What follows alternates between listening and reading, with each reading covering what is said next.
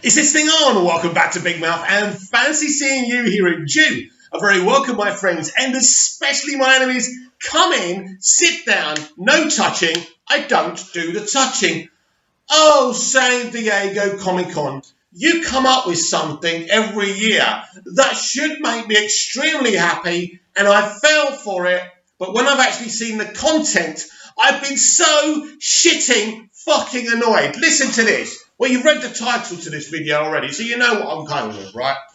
Tyler Heckling and Brandon Routh to suit up as Superman for Arrowverse crossover on the CW. And the rumour is apparently Brandon Routh is reprising his role as Superman as none other than Kingdom Come Superman. I love Kingdom Come Superman. Jesus Christ, I should be so excited. I love Brandon in Superman Returns. I think his performance as Superman was outstanding. I should be happy. And in a moment, I'm going to tell you why I'm not. Now, I'm going to read this article first.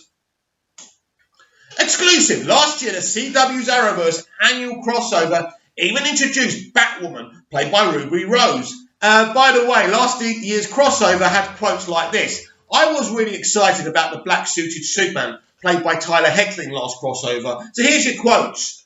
Kara, my favourite Kryptonian. Who needs Superman? We've got Supergirl. And you wonder why I'm not excited about this? We continue.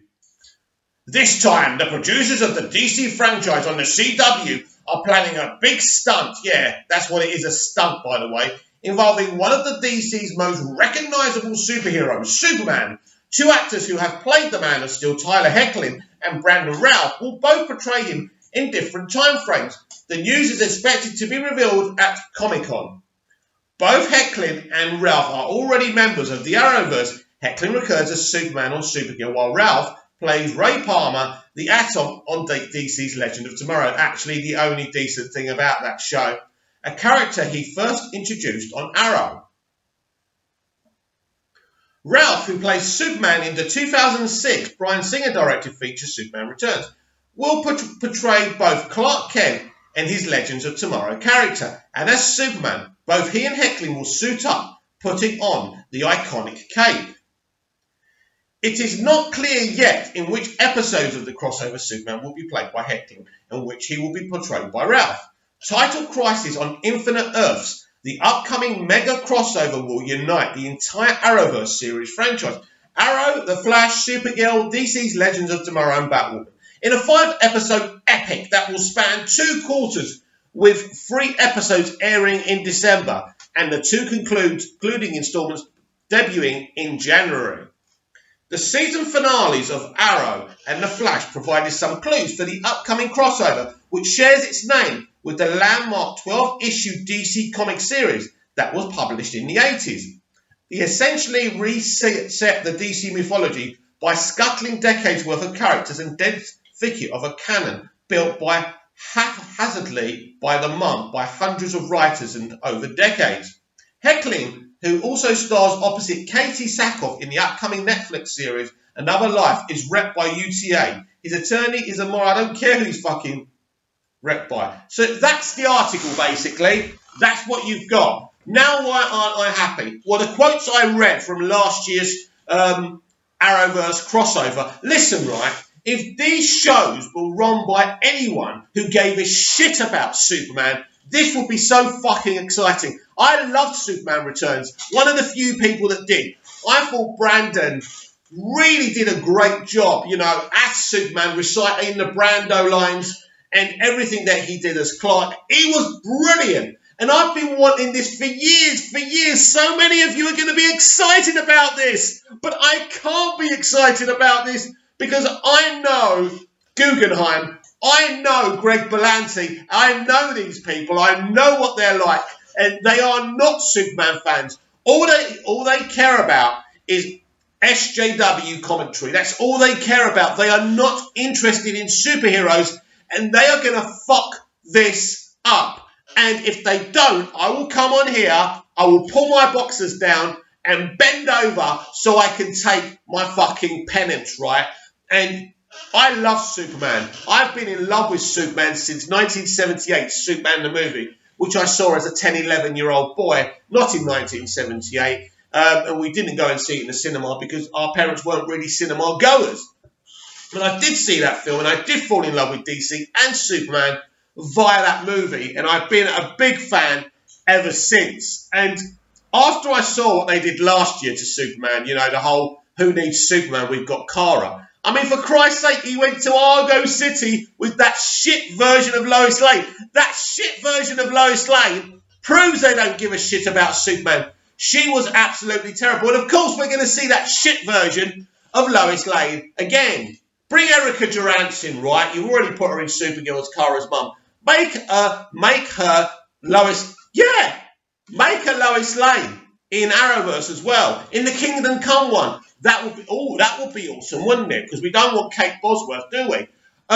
So closing up this, as I say, sometimes SDCC, San Diego Comic Con, brings up some exciting things, and so many of you are going to be so excited about this, like I was with Black Suited Superman in the crossover last year, and it was a load of shit. It was very disappointing, and literally, they fucking messed up Superman, and I don't trust them. And as I say, I hope this is going to be good. I don't know what costume Brandon's going to wear in this, and from the outside looking in, of course, if you don't know these people, if you don't know how they operate, if you don't know their hatred for male superheroes and how they stamp on male characters to rise up the women. We saw the Batwoman trailer, by the way, didn't we, as well?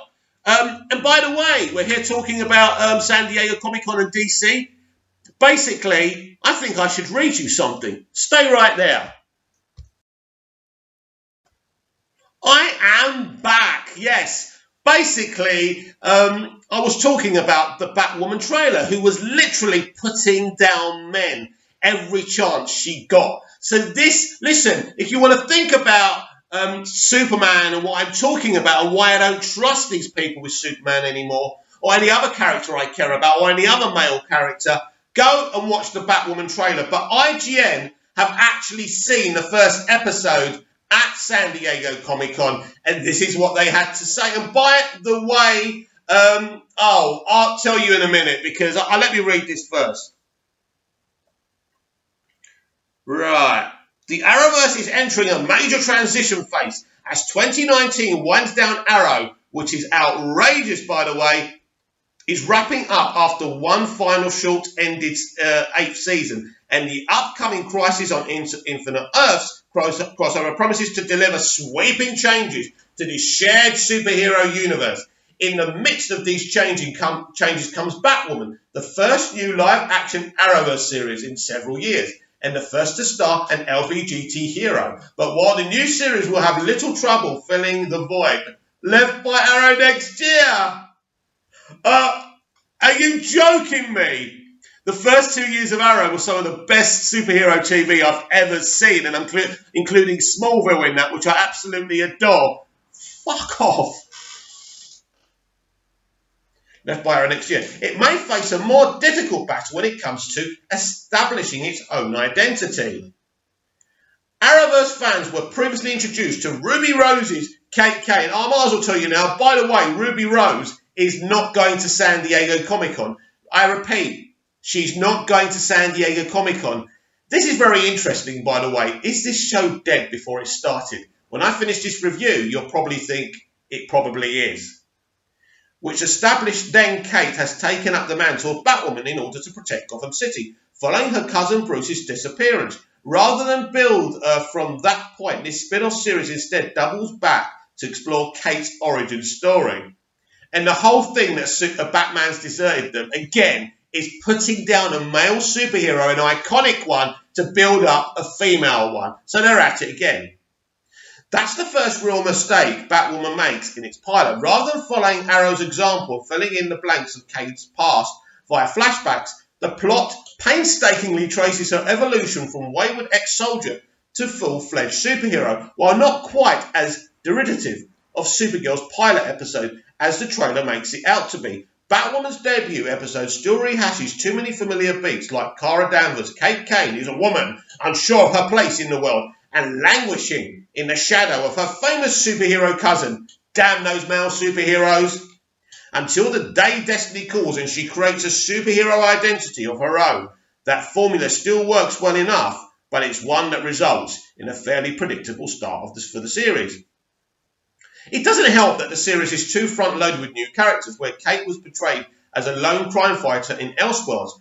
Here, she has a full roster of allies, enemies, and estranged family members to help flesh out the series.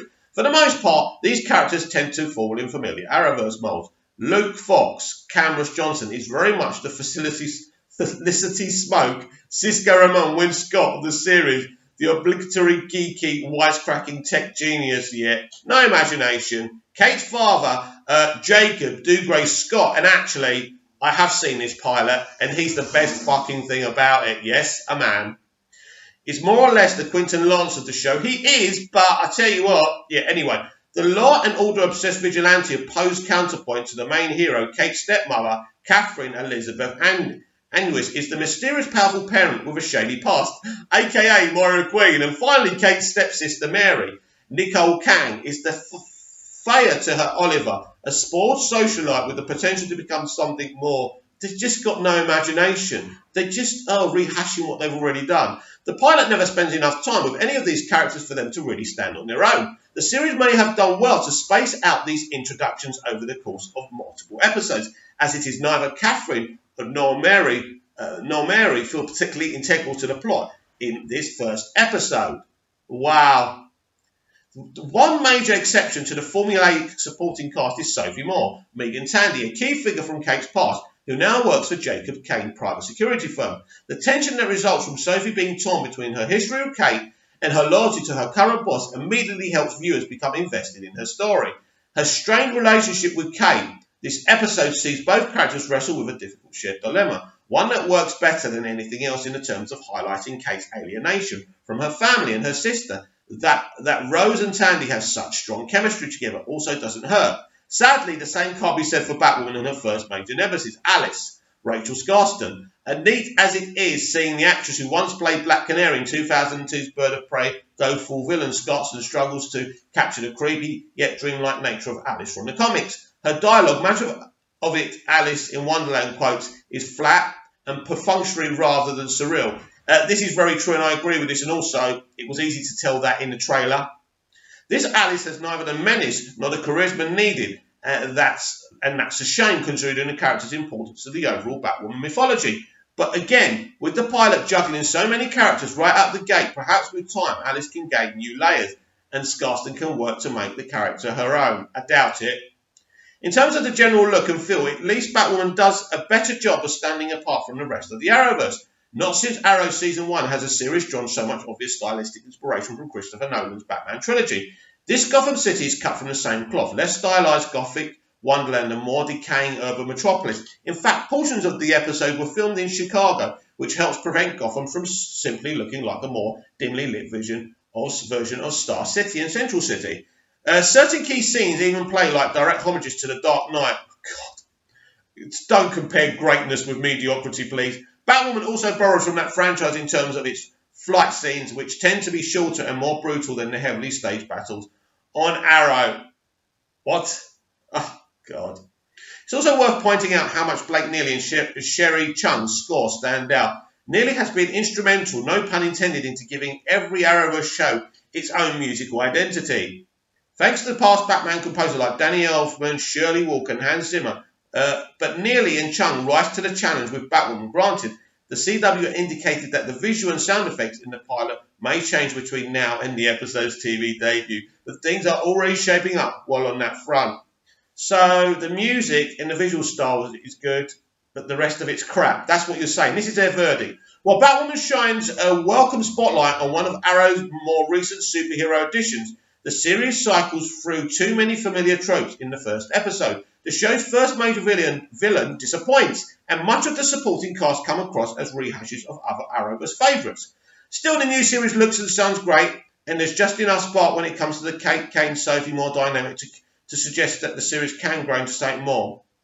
Basically, right, what they're saying is it's shit, they don't like it, but we like the music and the sound and it looks okay. But basically, IGN, you do not like the Batwoman pilot. I didn't like the Batwoman pilot either. It was dull, drab, mediocre, as they said, rehashes of what Arrowverse has already done. No imagination, no interest in creating a great character and a great concept. More interested in putting down men and making SJW commentary. Basically, it's shit. The Arrowverse franchise is a shit show since season 3 of The Flash and Arrow, and it's continuing the same, and it will die a slow and painful death.